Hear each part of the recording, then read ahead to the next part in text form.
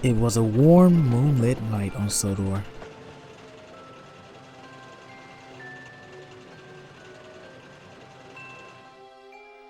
In the yards of the works, there stood a small little truck. His name is Scruffy. Scruffy was now a quieter and more cautious truck.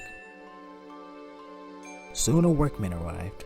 Good news, Scruffy. Now that you're patched up, we're putting you back at the service tomorrow. Isn't that exciting, getting back out there?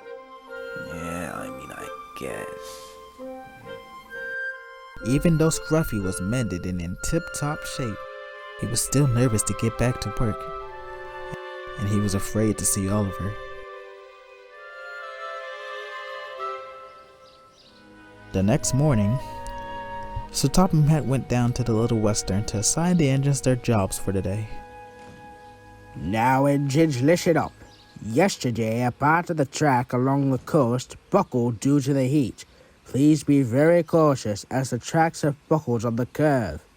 Sir, how bad is it? I have a heavy goods train and pulling tonight that passes through there. Don't worry about it, Douglas. It'll be fine enough for you to pass on it. Also, Donald, I need you to pick up some new trucks that have arrived at the harbour. There are some trucks at the station waiting for you to bring them to the harbour now. Aye, sir. I'll be on my way.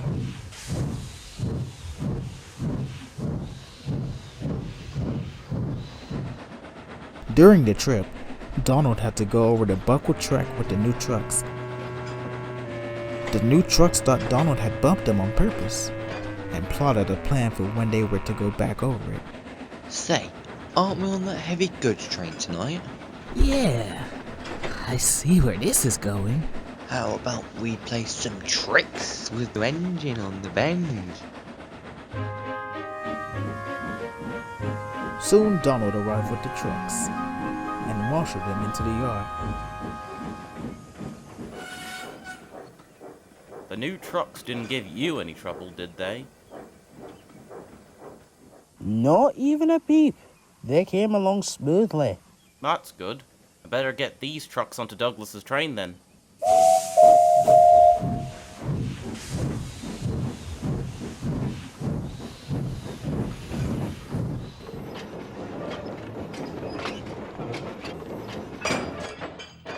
Now you trucks better behave for Douglas, or else we'll have some trouble. You got it, Oliver. No tricks. We swear. What kind of trucks are you? Being bossed around by a tank engine. That's Mr. Oliver. He's not just any tank engine. He ripped apart our pal, S.C.Ruffey. The poor thing was in pieces. Well, you know, Oliver isn't the one pulling us. One of those Scottish engines are. The old trucks started to talk with each other, and the new truck soon convinced them to biff Douglas off the line. Scruffy had arrived with tow, being shunted at the end of the train. Scruffy! Guys, the boss is back! Scruffy! Scruffy! Scruffy! Scruffy's back! Scruffy's back! Scruffy's back! Hooray! Scruffy! Oh no, please. I no longer want to be known as that anymore. Yeah, okay, Scruffy. The trucks continued to laugh until they heard Douglas's whistle. Quiet now, you trucks. We're to leave soon. So, Scruffy, you want to hit a plan for tonight? No, I don't. I've put being a troublesome truck behind me. Yeah, right. Anyways, there's this buckled track that's along the coast. When the silly engine tries to slow down, we're gonna bump him so that he derails and over the buckled tracks. Be careful now, Douglas. Scruffy here can cause a lot of stir. Dinna fast yourself, Oliver. I know Toad's got my back to take care of him. Right, Toad? Of course, Mr. Douglas.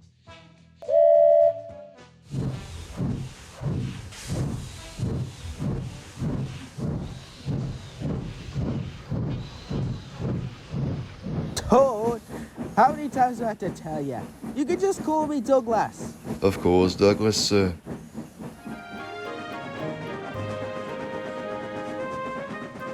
Douglas was smoothly making his way around and was going to pass the buckle track soon. Toad, you need to stop the train. We're going to derail on the buckle tracks if you don't stop it. Oh no, I'm not going to buy my brakes. You're just trying to make me hold the train back. Toad, please. I'm not trying to be troublesome. I just want to help. Douglas slowed the train, readying to brake for the buckle track until the truck stopped Douglas from braking properly, and Douglas was thrusted forward and heading towards the buckle track way too fast. Faster! Toad, please, brake! Toad applied his brakes, and with the help of Scruffy, they slowed the train just enough to make it across the tracks.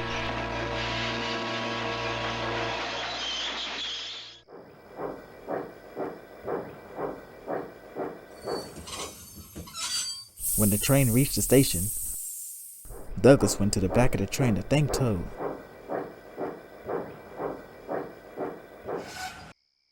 Oh, thanks for breaking back there, Toad. I would have been tossed off the tracks if it wasn't for you. Actually, Mr. Douglas, Scruffy was the one to warn me about what was to happen. But I didn't listen at first.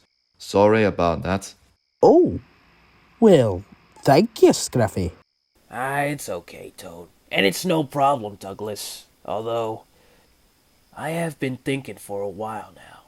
Just call me Ruff. I want to put all that Scruffy behind me. Well, Scruff, thank you. You saved my boiler. Douglas then chucked back to the front of the train and set off whistling to Toad and Ruff. He was excited to tell the others of his night and how an old Scruffy was a truck who changed for the better.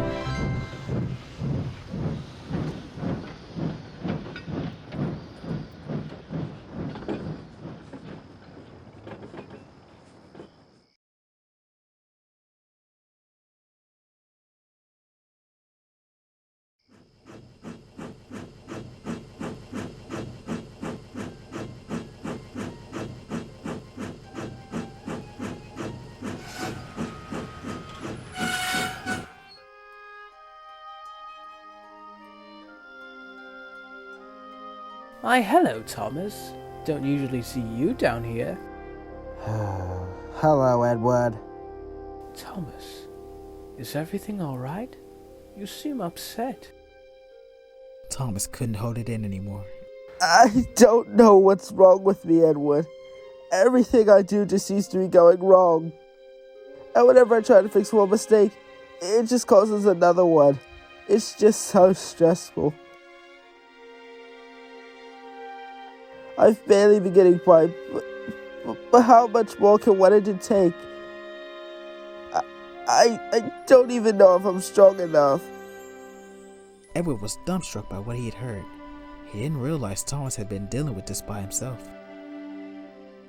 Thomas, do you remember when you first arrived here on Sodor?